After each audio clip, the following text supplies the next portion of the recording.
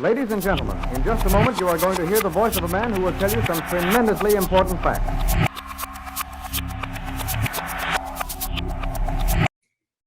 Welcome to the Reality Revolution. I am delighted today to have Mandy Morris, an amazing author who has written an amazing book, 8 Secrets of Powerful Manifesting. We're going to go over some amazing new concepts. Of course, anybody that follows my podcast knows that I'm fascinated by reality creation. Mandy has a unique perspective and some very powerful secrets that she has shared in her amazing book that we're going to go over that talk about creating your reality and using energy and interrupting triggers and all kinds of cool stuff. It's wonderful to finally meet Mandy. Welcome to the Reality Revolution, Mandy. Thank you for having me. I'm so excited to be here. Mandy is the founder of the Authentic Living, an educational organization that has over 800,000 students in over 60 countries with both online and in-person courses designed to help individuals rewire their mind, heart, and energy for total abundance in all aspects of life. Mandy's science and love-based methods for creating instant and lasting change have been studied, taught, and used all over the world by therapists and coaches. Currently, her certified coaches practice globally. Mandy worked in Scandinavia, one of my favorite places, and the United States to study how an individual's brain patterns changed through her communicative therapy methodology, which focuses on getting to the root of a flawed belief to eliminate the symptomatic issues. Mandy works with childhood programming, sabotaging beliefs, trigger management, abusive relationships, trauma, the science of manifesting, and the law of attraction. Giving back and changing lives is one of Mandy's biggest passions. You can check out her website, authenticliving.com, and the8secrets.com about her book. So Mandy, obviously, you've been through quite a spiritual journey. You talk a little bit about it in your book. What inspired you to write this book and share the secrets that you had found? So this actually goes back quite a bit. I guess my why is a little bit all over the place in the sense of always, how do I serve the world? And how does the universe bring that to me? But I wrote in the back, I totally forgot about this until I was working through the book, was back in 2016. I'd written in my journal, if it's in the highest good of all, I'd love to write a book with Hay House someday. And I totally forgot about it. And although it wasn't Hay House, it was a different publishing company. I was actually reached out to and asked to write a book. And it just beautifully kind of came from there. And I was like, oh my gosh. And then Hay House, was able to swoop it up and here we are today. But it was the universe really pinging me the whole way, I suppose. So you first got into this through studying communication and different therapies. And along the way, if you look at the standard people that offer those kind of therapies, they're not really talking about manifestation. So obviously something inspired you along the way that you kind of saw the merging of that world of manifestation with this world of therapy. Yeah, I wanted to change the conversation around manifestation because I think, at least in what I kept hearing and what I believed as well, was it was kind of this like wave the magic wand and things can magically happen and who knows how you get there. And I was like, manifestation, when I started studying quantum and metaphysics, and I just had some incredible friends in those fields, I was like, this is rooted in science. And the reason people can or cannot do it is in their beliefs. Therefore, it's rooted in psychology. And we need to be talking about this. There needs to be a conversation around this. And originally, when I thought I was going to be a therapist, I realized that there was red tape that I didn't want to deal with. And I was like, I want to be able to tell people that I love them and that I care about them. I want to hug them at the end of a session. And so I went the other route, and the universe, as I said, or, God is what I call it, threw me in a completely different direction. And manifestation, although it's really trauma work, rewiring the brain, rewriting rules, all of this magic in motion, and it becomes something, affirmation mantra, really beautiful. There's a lot of work that we do prior to it.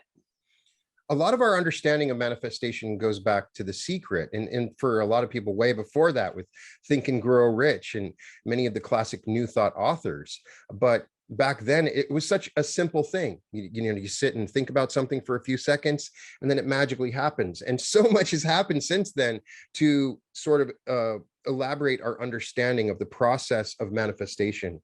So to help me to differentiate, you have some secrets in here. You kind of talk about the science of quantum physics in your book and some other things. But what is it in particular that was the big aha moment that you felt, I need to teach this, some things that you had discovered along the way that helped, to teach the process of manifestation? I think understanding, although I can't say that I perfectly put this into the book, it's in different, Right. verbiage, I should say. And people always call me the bridge. Like I'm bridging these really like intellectual, scientific, like I'll always like read these crazy books and I go to my husband and I'm like, and he's like, I have no idea what you're saying. I'm like, okay, well, this is what it means. And then he's like, wow. So for some reason, I've always kind of had that skill of bringing what is really intangible or it just sits in your head, but how do you bring it into your heart? Like, how do you actually use it in life? And so in essence, the biggest foundation of the book that I like to think about is in there without really saying it, is the understanding of how we really can and do create our reality in a very simplistic, digestible, logical way. But then we bring in that, what I call the woo-woo, like the magic of how that all can also happen. But that when it's rooted in science and psychology and how we interact with energy, that conversation of what's happening in a very simplistic way, that was the whole intention behind the book, was showing no matter who reads it, no matter what walk of life, no matter who says the secret doesn't work or, whatever, that they could read this book and go, oh, this is manifestation, or this is what manifestation can mean, or this is how people who know how to manifest, this is what they haven't maybe shared before, that's how they do it. A lot of what the book, it goes after some of the things that commonly create hiccups for us when we manifest. A lot of the stuff we already know, but you kind of go the extra mile, and a lot of the stuff is about energy to begin with, and triggers and things that have happened in our past. I wanted to go over some of the secrets. You start off with create energetic check-ins. And so it's a way of evaluating the energy we have in the moment, and doing this on a regular basis, as I found after reading your book, is a very powerful technique. Tell me a little bit more about that. Yeah, I've always looked at, like, when you look at manifestation or why life isn't happening the way we want, I really feel like a lot sits in our energetic bodies. So somewhere seemingly, let's just say outside of us for the sake of like a visual. And then we have our emotional or our mental bodies. Let's just say that that's like one more layer in. And then we have our physical bodies. And so what I have seen consistently, and I always say this, I play the energy game. I don't want to play the human physical game. That world is dense and it's slow. But if I can catch things when they're sitting in the ethers, if you will, or they're still in my energetic body, and I process them at that point, they're not going to get all the way down into literally the physical, whether that's with 3D or I manifest something psychosomatic, illness wise. And so all things are seen as feedback. And so when we look at like trigger management, there is some type of frequency that I am in resonance with that just triggered a response out of me because I am in resonance with it, whether it's because it's unhealed or it's the next step for my evolution or whatever it is. And instead of seeing it as like, it's here to screw us up and we're going to dip down energetically and it's, whatever it is, we see that energetic feedback, process it through the emotional mental of why are we in resonance with it? What does it mean?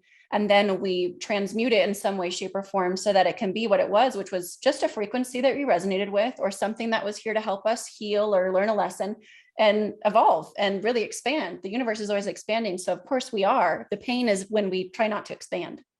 So you ask yourself questions. What am I feeling right now? Why am I feeling this? A lot of times we are just letting the bus drive us, and we don't, we're not really evaluating the feelings that we have. So is there a powerful question that you recommend among those that has helped you the most? Yes. So outside of like the energetic check-ins, because I want to be proactive, right? That's how we catch it in the energy before it turns into something else. But most likely there's some stuff in our trauma or our past, or even in our energetic body that kind of, as you said, we're not aware of yet. And so I'm always like, all right, as soon as I feel something outside of my check-ins where I'm being proactive, as soon as I'm triggered, what am I telling myself? Because that's really the magic of it. It's not that when your boss came in and yelled at you that it could mean one thing. It's what you're telling yourself that stimulates a response. Therefore, you send off an energy as well. And then this whole energetic conversation starts to happen, and usually not in the way that we want. But when you start understanding what you're telling yourself about life, man, that's like the magic sauce, because most of the time we're telling ourselves something that came from our past, or that comes from something that we have, again, unhealed inside of us, or that we have some type of misperception about of life or existence or reality or of other people that needs to be changed. And so it's that shifting process of, okay, what am I telling myself? And then I always say, is it true? Does it have to be true moving forward? And what could the new truth be? And I'm just trying to break a couple of rules in there. I don't have to make it like fairy tale-esque. Right. I want my brain to agree with it, but something that's a little bit more just neutral, more honest versus I told myself something that was totally untrue because of, where I'm at or what I'm still trying to work through in my own psyche. So how often do you ask, in the morning when you wake up, is there triggers that remind you to do these check-ins? So the cool thing, this happens over time, I guess, whatever time means for everybody, Right. it becomes just this natural process. I was just talking about this, actually. This happened last night. I was triggered as I was falling to sleep. I was thinking about this thing. And I was like, I have this really deep need for simplicity. And I was like, I'm ready to tackle that one. It's not really like hindering me in ways that I can understand, but I could feel that it was starting to be this thing. And literally it had to have been, not that I sat there and was like 1, 2, 3, 4, but 3 to 5 seconds. I went all the way from understanding I was triggered to finding the root and dissolving it. So I went through basically 7 of the 8 secrets in the book in a few seconds. So the intention and how I hope that the book ends up being for folks, which I'm seeing already in the groups, is it just becomes a really natural process. You got to do it at first. You got to get your brain to naturally default to that. But eventually it's like, wham, bam, thank you, ma'am. It's like a process that for some takes a lifetime, and you're consolidating it into a short period. Now, the second step is to detangle dense energy. So it's a little different than the check-in. It's the idea that we need to explain to me why I need to detangle this dense energy in manifestation.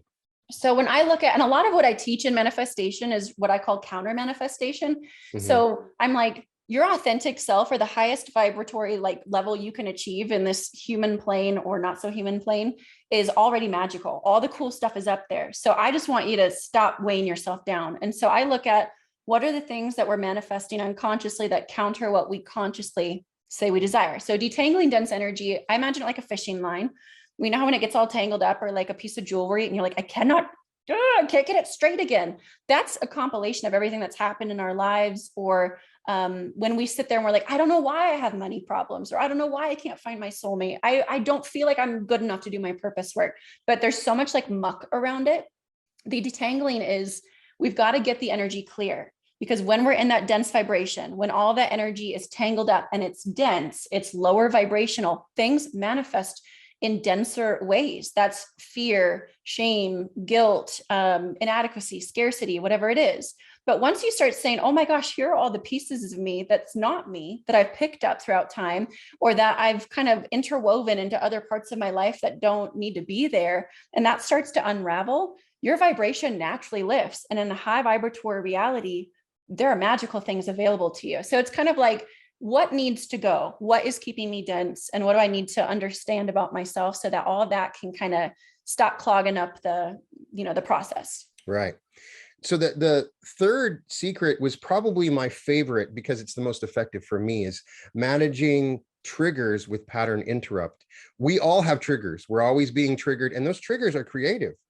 Everything is creative. So those triggers are incredibly creative. So you have a very powerful technique that we can use to break these triggers called pattern interrupt. So tell me more how I can use that. So I remember when I learned about and understood, because it's so funny, like I'm sure that I heard of triggers and pattern interrupts. It's not like my terminology, right? But when I started understanding it, calling it triggers, I was like, oh, this is like a whole thing. This is a whole thing out in the world, but everyone does it a little differently. Right. And so for me, pattern interrupts was, when we get triggered, what's happening in our brain. I thought about this from just a really basic neuroscientific level. I'm like, something we automatically tell ourselves. So a neurological pathway that has been strengthened over time fires. So I would say, like, for simplicity's sake, the I hate myself neurological pathway. It's just so natural. So you could be triggered by your spouse walking in the room and they look at you funny and you're like, oh, I must be ugly. I hate myself. Or your boss saying, hey, I need you to get that report done on time. And then you're like, oh, I'm never good enough. I hate myself. And it's just shooting all the time. You're looking for all these ways to keep solidifying that. Because funny enough, dopamine actually gets released when you think the same thought over and over again, even if it's not good. So it's like this weird, like addictive thing that we have. So we might as well like push through and rewire them. But let's just say that you're like, you know what, the next time, now that I'm aware that every time my spouse looks at me funny, or my boss yells at me, or I look at myself, whatever the triggers are, once you start getting aware of those triggers, you go, I'm not going to do what I normally do, which is tell myself something or throw the covers over my head or whatever. I'm going to interrupt it. I'm going to interrupt the pattern. I'm going to interrupt as much as I can the electricity that's shooting off in my brain that's just been so wired to do it. And let's just say that you're like, next time I look in the mirror, instead of, I don't know, going and loathing and laying in bed all day, I'm going to look at myself and say 3 times, hey, I love you. Here are the 3 things I like about you. Whatever, you're going to do something. It has to work. That's the big, thing about pattern interrupts. Or you might drop down and do 10 push-ups, or you might like turn yourself into a cartoon and do a silly dance. You're just trying to interrupt the full emotional like feeling that you typically go to, which is not serving you. And so the intention of a pattern interrupt is to stop that energy from flowing. And now it goes into a lighter direction so that the next time, or eventually over time, or, the more impactful the pattern interrupt is, the sooner this will happen. I've seen this in real time. Someone, instead of going, oh, I don't hate myself. I don't think I hate myself. I think I kind of like myself. And then the brain will scan it over time. It'll actually start strengthening the I love myself one, and it'll eventually prune off the other one. And then, as we said, natural default. 9/10 of it is the unconscious, just trigger. It's becoming aware of it. But I like what you're saying, doing something physical. It works for me, dance, jump down and do some push-ups, anything like that. It immediately changes that wiring in our brain. Mm-hmm. The next thing that you talk about is something that a lot of people misunderstand, but it's seeking self-love. You're not really saying to be selfish or arrogant, but a lot of people, that's part of the reason they're not manifesting, is they have a sort of self-hate or a certain identity of they just don't respect or love themselves. So talk to me about how that helped you in your journey and how it helps your clients. Well, I came from, I totally self-loathed. I did not like myself. I thought that I had to be a very specific type of person to be worthy of love. The world showed me, because I was looking for it, that I wasn't. And so I'm like the poster child for it, I think, sometimes. But, and perfect, because today I was just on a self-love summit. So self-love is totally the theme of the day today. But I noticed that this perception, the rules we have around who we have to be to receive self-love, or the definition of love in general, is already so misconstrued. I used to call love self-sacrifice, I'm sorry, let me flip that. I used to call self-sacrifice or manipulation or giving all of yourself love. That's not, it wasn't love. That wasn't love at all. And I built so many parameters around who I thought I had to be to receive various forms of it. And I see so much of humanity do that, or they feel selfish for it. And so I think it was J.R. Nost who said it, but it's self-love is not me first, it's me too.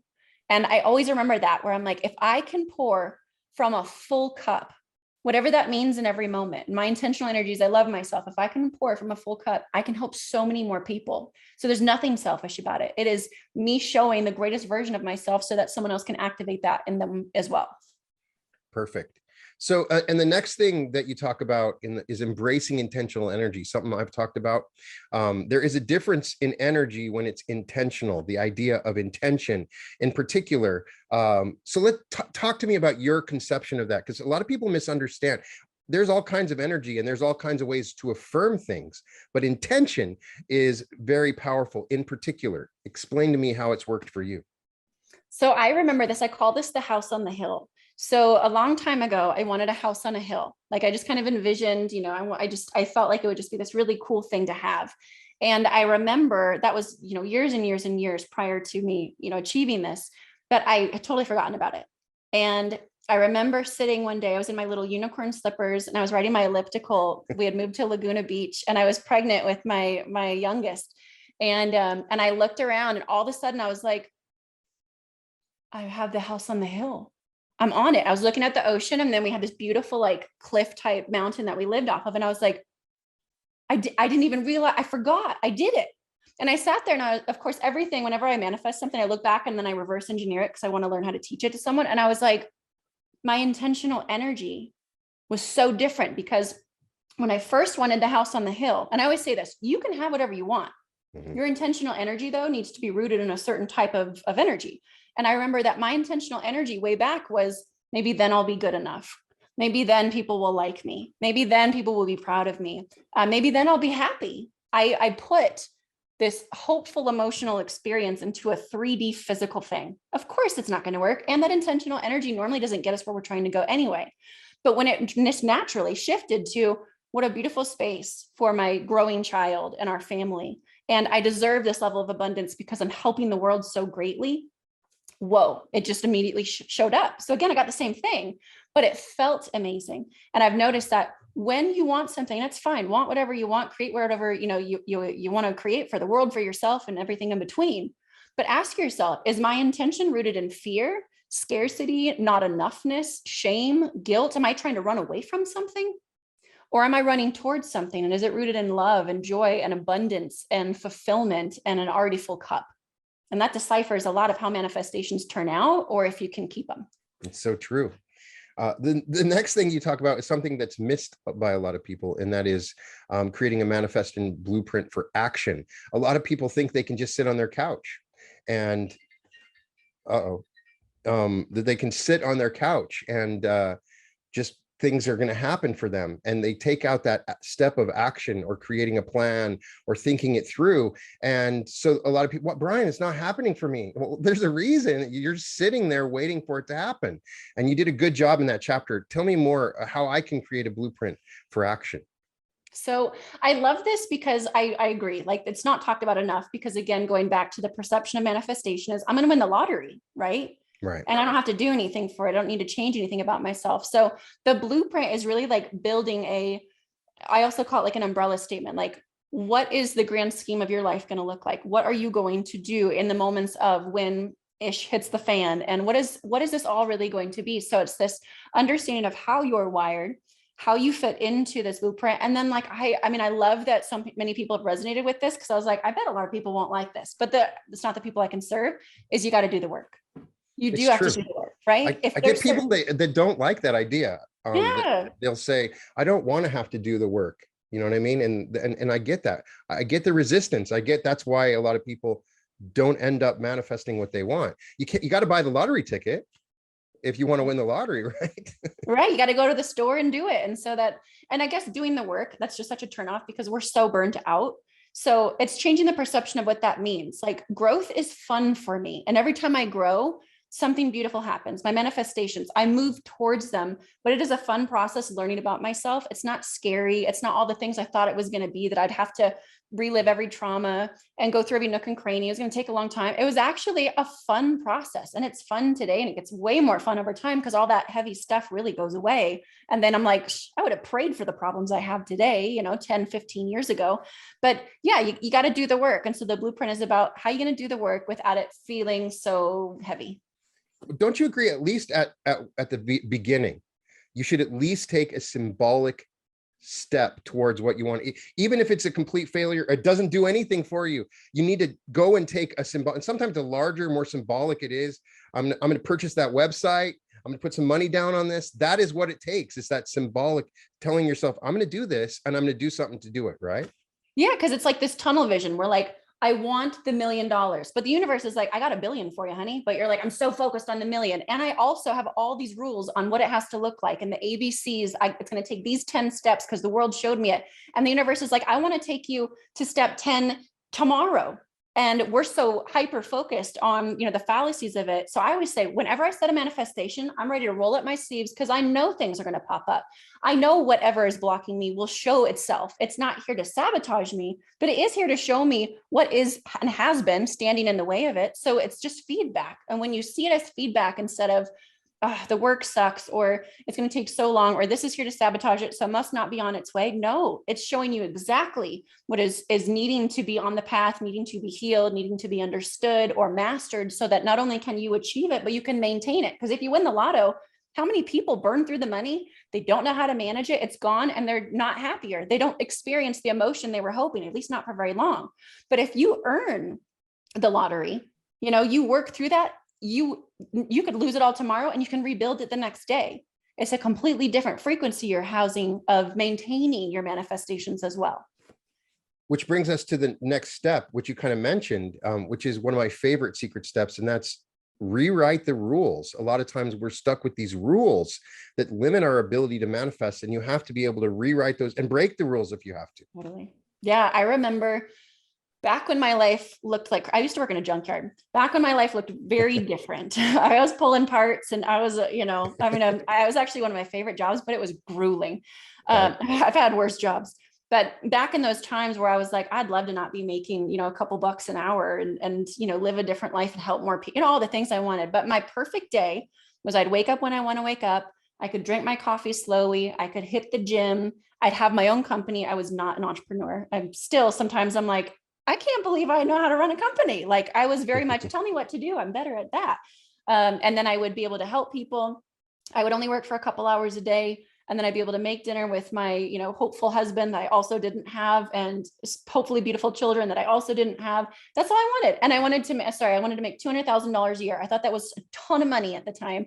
And I was like, I'll be set for life. That would be the perfect life. And I don't think that's asking for too crazy much, but my rules around that was, if I were to make $200,000 a year, I can't conceptualize that, because I think at the time I was probably, I don't know, making 30 grand a year, 20, I don't know, whatever it was at the time. And I was like, okay, so I work right now 10 hours a day to make this amount of money. And so I just did the simple, stupid math of I must have to double, triple it. And so I was like, I'm probably going to work 16-hour days every day to make that amount of money.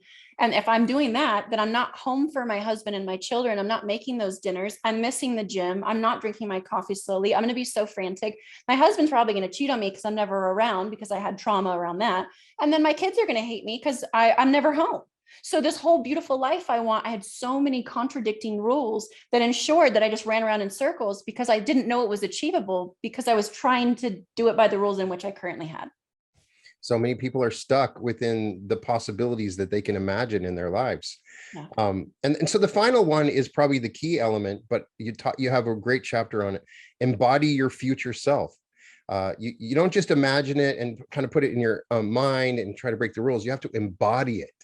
Yes. Right? I talk about this with my coaches a lot, because this was something I was known for when I did work clinically. They were like, there's this energy. And I was like, when I figured it out, I was like, I'm embodying love.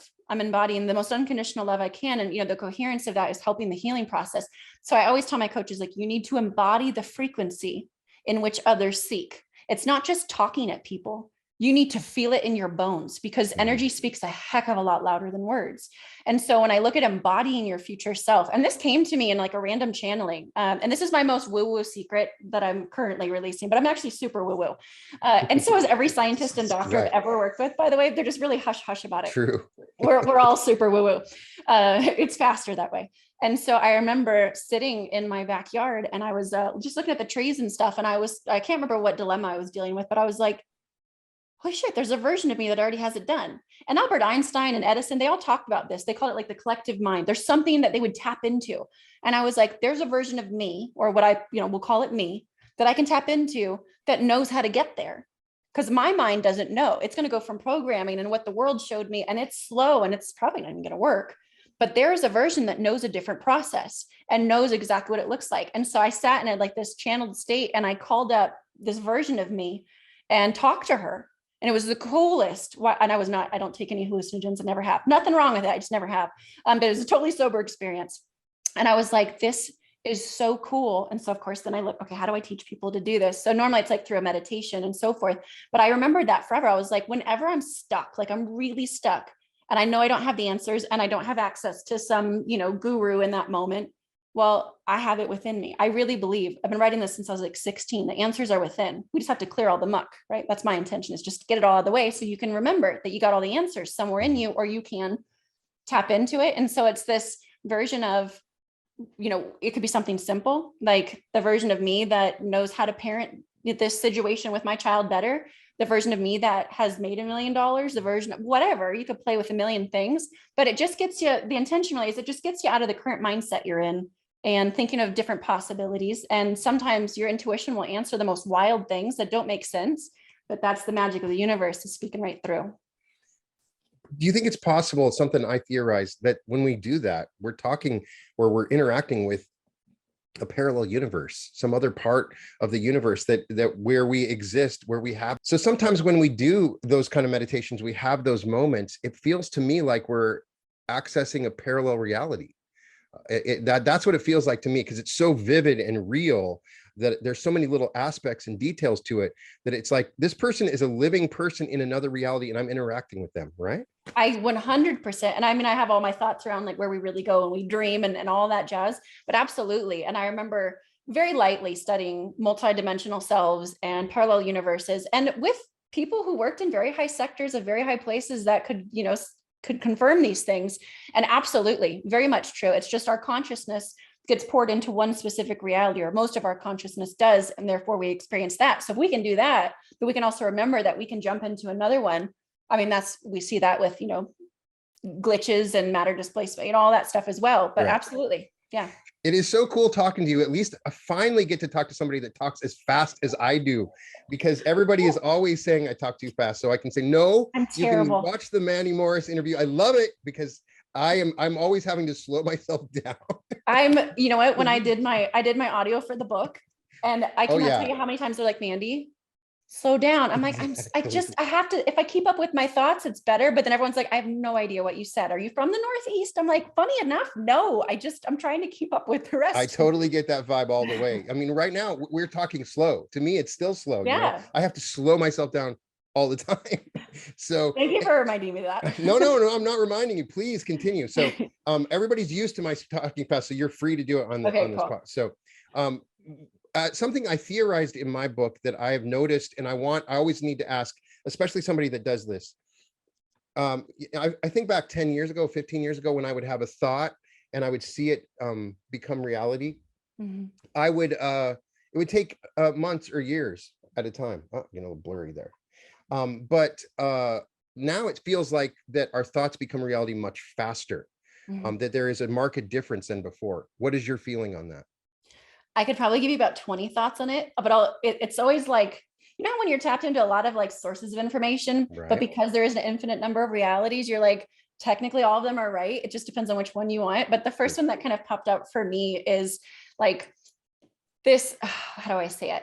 I lost the essence of it. Will you say it again, just so that like the time. Okay. Yeah. So the time bending, the time. The first thing I was going to say is the planet, although I'm not super big on talking about like Gaia and so forth, but the planet and human consciousness in general has elevated so much that time is just finally being perceived differently. I think that we were really fed a perception of time that doesn't really exist. And so there were these unconscious rules and beliefs that maybe you were operating within unknowingly. But I also believe that from not a physics level, but like an energy level, energy is moving differently. I mean, it always is, but there is such a huge planetary shift, which means that, human consciousness collectively and our personal collective, it's elevating in such a way that it seems like time is just not perceived the same. Therefore, it's not experienced the same. So what is your theory on the next level of consciousness? You're talking about consciousness, and it feels like we're sort of learning in a school about another level of consciousness by manifesting. Manifesting is just a basic teaching tool. So what is your vision of what the next level of consciousness that we're moving towards? I mean, nobody knows, right? We're only from our own experience. We can theorize, right? Yes. My personal thoughts on it is like, I noticed that there's so many different vibrational spaces and levels in which we all are living on and going with. But I've noticed also that what once was the 3D world is really moving into a sense of a 4D. And many of us are, I hate to say us, but many people are living in the 5D, and beyond. We're having more conversations with different consciousnesses that may or may not be on this planet as well, that are sitting in higher dimensions. And so it's like this, it's just this vibrational reality that we keep moving towards. But I think the ultimate being moving back to oneness and to source. But it almost feels like the Taurus. Am I saying that right? Yes. The energy that just I think we probably just do this forever. So we think we're going up for a while, we come back to source, and then we just do it again. I don't know that part. I'm like, it could be, I guess. But this process of elevating until we're back into our perception of oneness and what that means, and then experiencing all these juicy extra things as fractals of source as well. So it seems just like, right, we're getting bored. What else do we do? Let's remember what we are. Master manifestors have to learn how to interact with the world. And so I'm always fascinated by when I'm watching the news and I see wars and plagues and terrible things happening, that's affecting my energy. But at the same time, I can't put my head in the sand. So how do you interact with these pendulums and what I call pendulums and movements in the world? And how do I, in my own self, not let that energy affect me, but how do I deal with it? Yeah. This one I will say, because I think this is a good space to say it. And it's not that I always sit into this understanding, but one of the understandings I have about this, which was a very hard pill for me to swallow at first, was truly so. If the entire planet I mean, and if you think about it, it's really logical. But if the entire planet, or if dominantly, because dominantly, most of humans, we are low frequency. We're living in fear, and something can happen, and then the whole world gets sucked into it. And then we shame other people for not getting sucked into it. And, all of this, it's just this weird energy, but we're all in this really dense vibration. So if someone believes that their vibration and their consciousness can contribute to the betterment or the detriment of this planet, then it would make sense that we go to the root instead of going out and fighting the fights and so forth, although that's beautiful. And again, please take this with such a huge grain of salt, because I have a story about this as well. But if we can focus on where we pour our consciousness, if the entire planet didn't pour any consciousness into something, would the root cause of it, the fear, the pain, the anger, would it even exist? Right. And so I remember back in 2020 when child trafficking, human trafficking was finally getting some media attention. And that's one of my biggest triggers. And I'm very quiet about the other work. When Ukraine happened and all of these things that are happening in the world right now, I'm usually quiet about it, because it's just how I process and how I help. But having said that, that was one thing where I was debilitated. I can normally stay above and be like, okay, what are we doing? How are we helping? What's it going to look like? And I can stay in this very clear space. But children and abuse, it's one of those that really triggers me. And so that summer, there was like a 2-week period where it was just, bombardment every day on the media. And I was so debilitated. And I work with, I know it sounds like I teach manifestation. I work with trauma a lot. I'm not saying I'm a trauma expert. It's just something that seems to happen. I don't know. God gave me the gift, I guess. But I work with a lot of people who have walked down that path and many other things as well.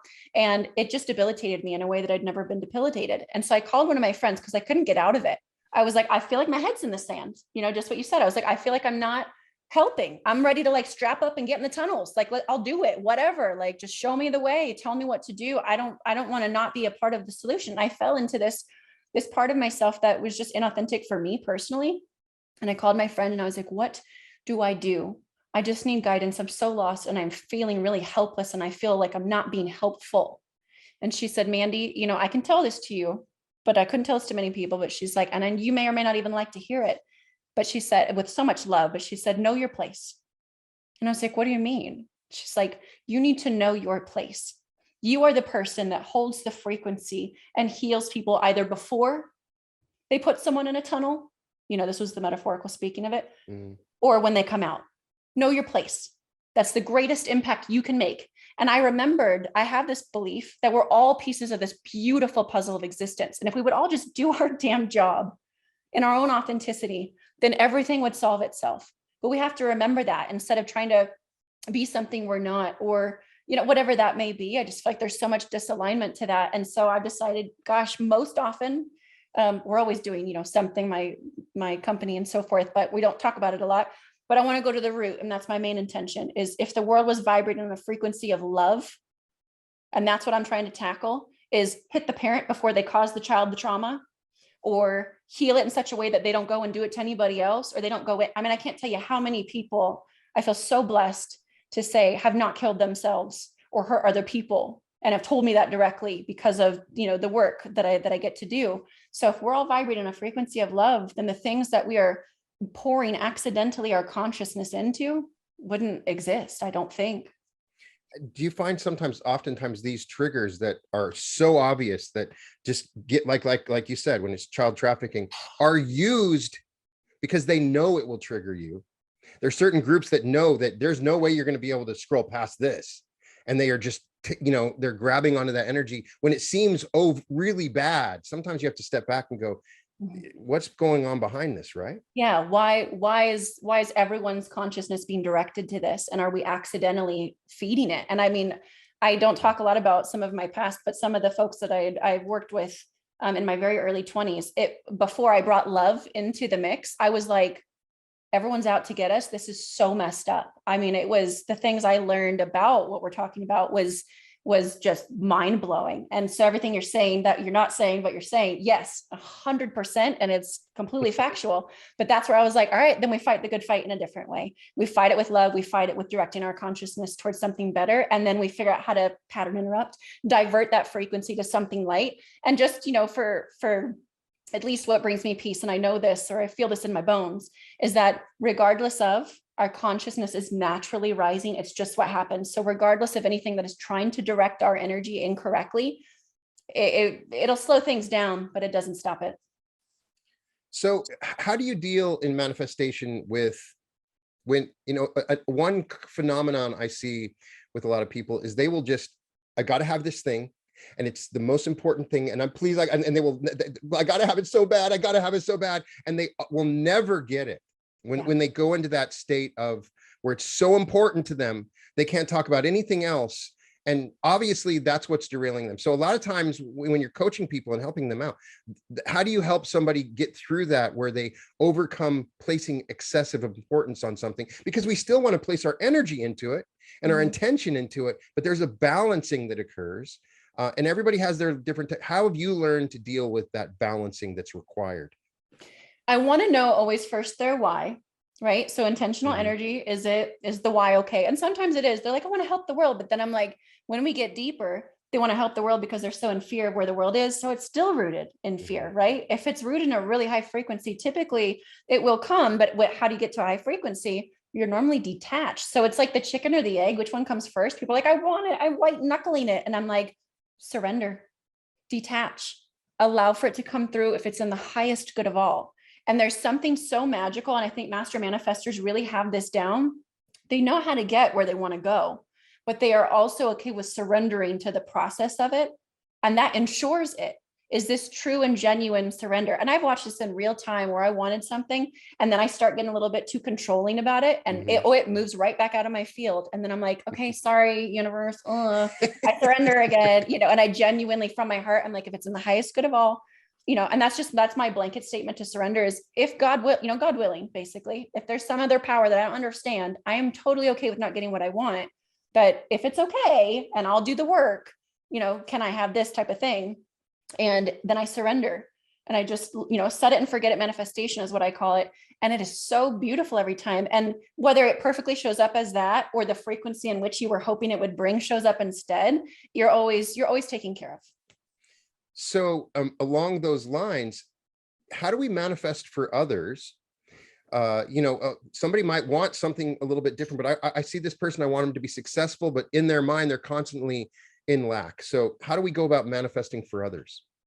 I have this question so much, or I'll have I don't know why it's such a common theme. Sometimes I'll have parents who come to me and they're like, my child is an addict, or they're really struggling, or, can I get my husband to do this? And I'm like, I could tell you one way and it might work. I was like, but I'd rather say no. No, you cannot manifest for someone else. The best thing you can do is be the greatest version of you. Embody what it looks like to heal. Embody what it looks like to be the greatest version of you. Embody the version that they need to become. Just show them the frequency, remind them of that energy, and then surrender. Because I know, God, I have tried so many times and I'm notorious for it. So I've gotten much better about it, but I will just give and give and give. And I will do everything for everyone. But then the moment that I pull the plug on my energy, they fall right back down. Right. So I don't like when people are like, I want to manifest for this person. I'm like, no. Be the greatest version of you, lay out the tools, make them pick them up. Do you believe that food or diet affects your ability to manifest? It's funny. I didn't for a long time, but I don't know if it's something that's like planetary that I'm feeling or something, but I do, again, very much so. And I think it's because of the intention that is put into certain types of foods, not that it's so much the food. So I'm very cautious of, I bless my food. I bless everyone if I haven't prepared it myself. I try not to eat low vibrational foods.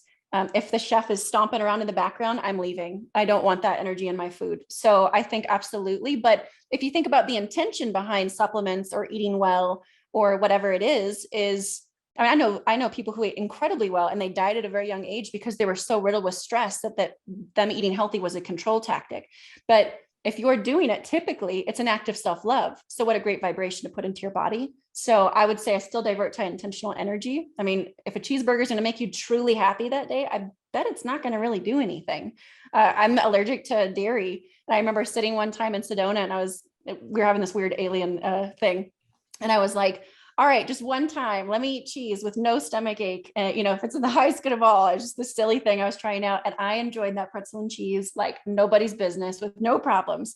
But the intention was, I just want to enjoy it. And I want to feel like a kid again. It wasn't like, I want to numb out my feelings and whatever. So I think the intentional energy still falls into that sometimes, but it does seem to be affecting the planet a lot more because, food sources are getting weird.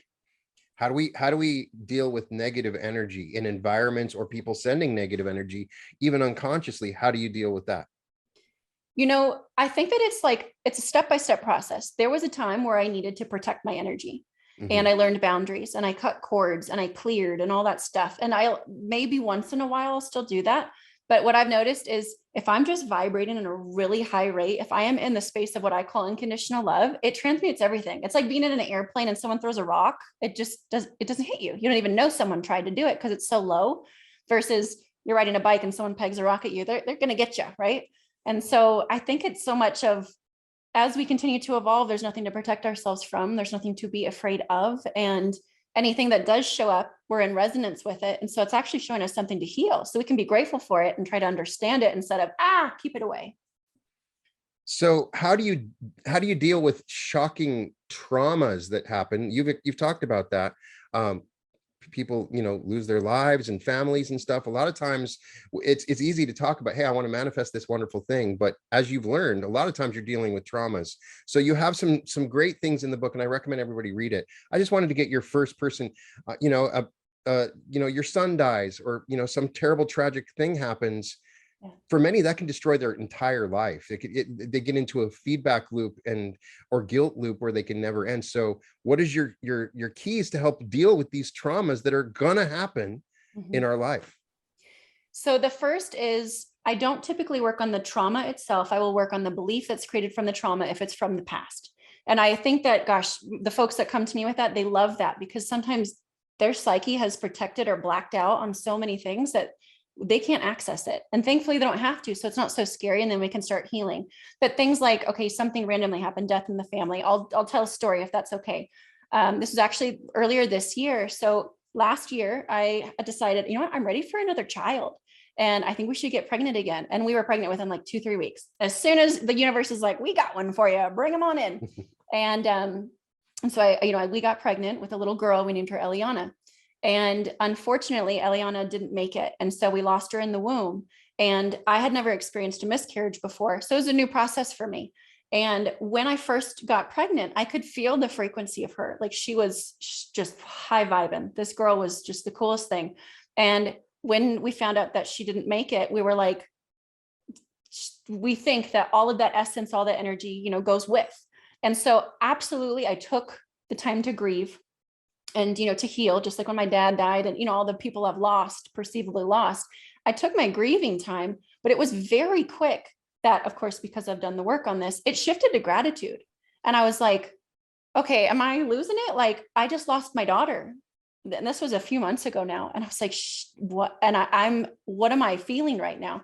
And what I realized, and I, thankfully I have, wonderful people in my life that helped me to this understanding.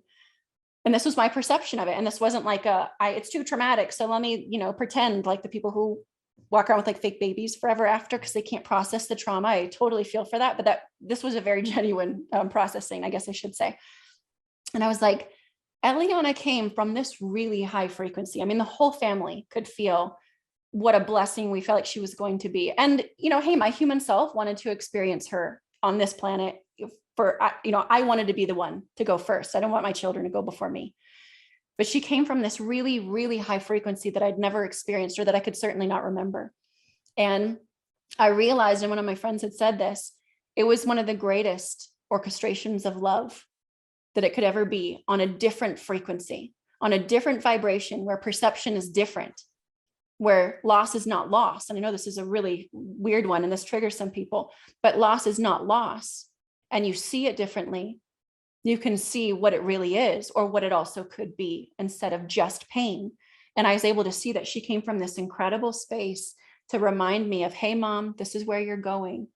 And I cannot tell you how different our lives were in such a beautiful way. That frequency stayed with us once we understood, my husband and I, and processed this huge, huge lesson on trauma.